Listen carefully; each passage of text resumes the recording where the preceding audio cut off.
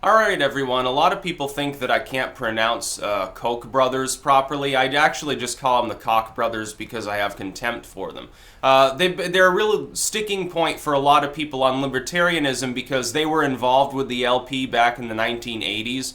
They swiftly moved on to other projects when they realized libertarianism wasn't just about lowering taxes, it also was about the moral component of saying, hey, no, we don't want to throw people in jail for victimless crimes and stuff like that, like the police state is whacked out and the military-industrial complex isn't a good thing.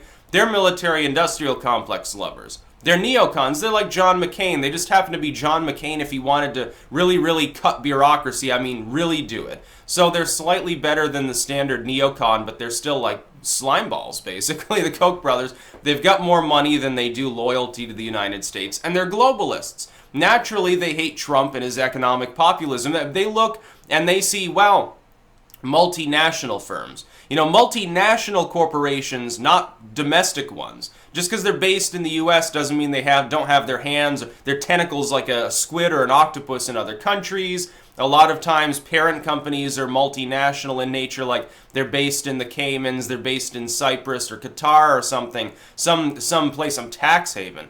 And then they just call themselves a U.S. business while sheltering themselves. They siphon our economy and a million other things under the sun. The globalist sort of, the Koch brothers and others like them, they look at Trump's economic message. And they say, while it's good for the U.S. side of these firms, overall it's a net negative for them because they're multinational companies. They're all over the world. Well, shit, you know, we're going to get penalized. The U.S. government will primarily care about U.S. people first and everyone else second as an afterthought. That's a problem because the world economy compared to the U.S. economy is relatively larger. And we're multinationalists. We're globalists. We get money from everywhere because it's worldwide slavery. They don't have any national loyalty. They just want to enslave everyone. Look, they look down on you, you know, maybe the American worker, your blue-collar worker, you know, like an electrician, a plumber, whatever. They hate you. They wish that they could take more of your money and grind you down more without you taking up arms against them is the real point. They also hate some impoverished dude in an alley in Africa. They hate everyone. They hate everyone, even if you're part of the 1%. You have to be not just in the 1%, but the 1/100th of 1% before they tolerate your presence and don't look down their nose at you. That's essentially how these people operate. On paper, some of these people aren't even as rich as Trump himself. But off of paper, they're far, far richer than any person who primarily focuses in one country. Trump, of course, technically is a globalist when it comes to his business empire. The only difference being, as far as I know, he never enslaved anybody. Took advantage of immigration laws the way they were for some time, I guess.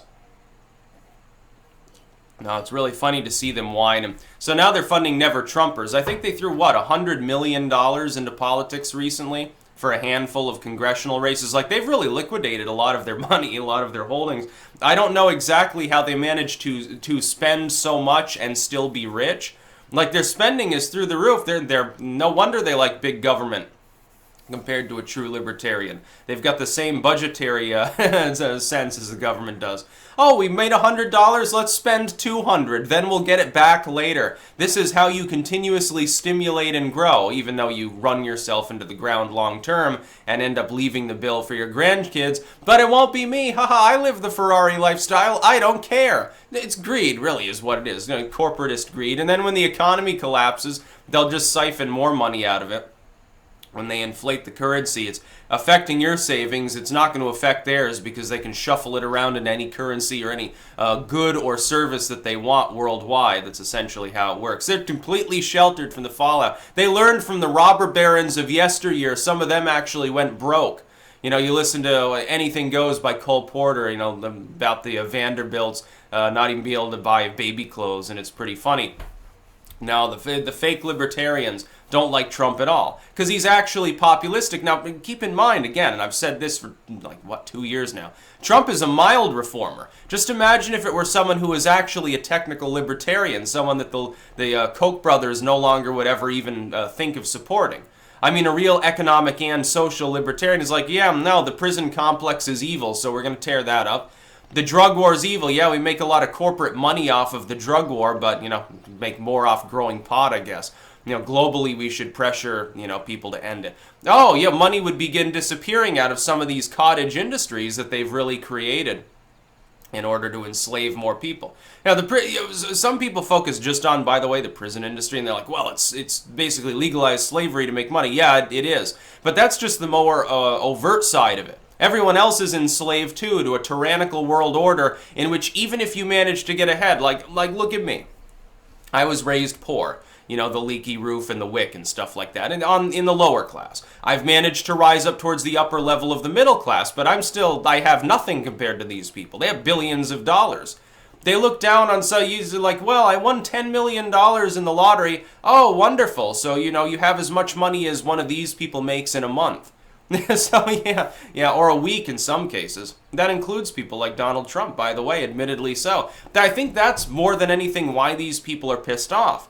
I think they're pissed off because they look at Trump and they see, you got a good thing. In rental fees alone on the properties you've already built and you paid back the investors, you make hundreds of millions of dollars in pure profit. Your brand is known worldwide. You have enough income so that you can build a new building every other year if you want to and continue to expand, or you can literally sit on your laurels knowing that you're famous and you're magically wealthy. You've got billions of dollars in actual cash, and then you've got tens of billions in hard assets.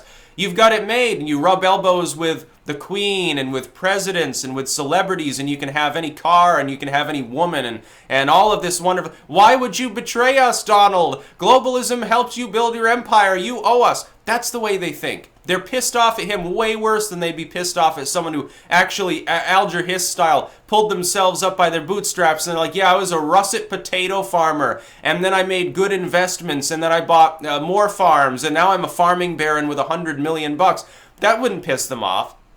They'd probably be like, well, you're nouveau riche, essentially. You're not the kind of old money based on investments and long-term assets that we are. And Donald Trump is the latter, and it pisses them off. They see him as a kindred spirit who's turned rogue, I think. So it's really funny.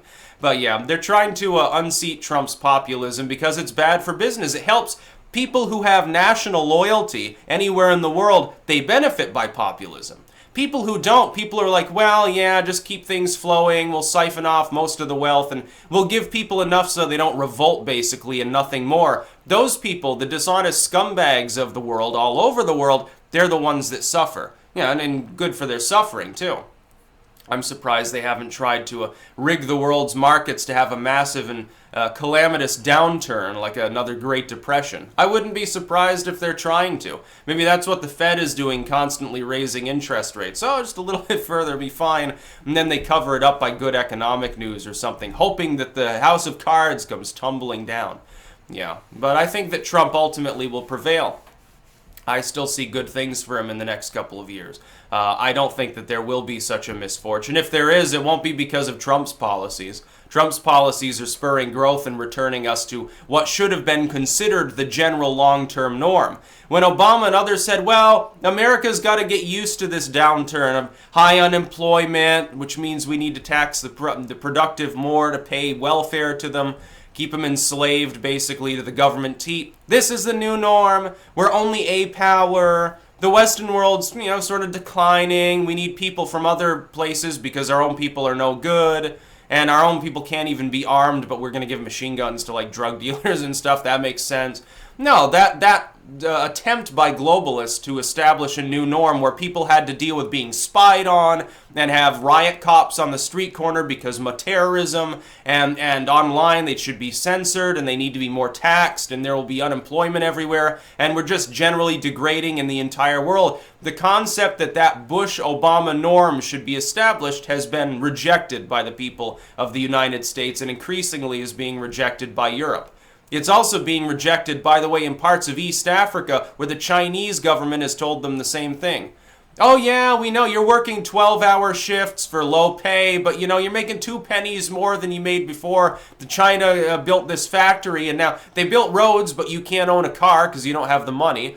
There are rail lines, you can't afford the ticket. It's only for these investors, these white-collar individuals and their chosen middle management class. They're gonna steal your country blind. They've been told the same lie. and they're increasingly rejecting it too. It's a form of economic imperialism. It's globalism. That's about all. Peace out.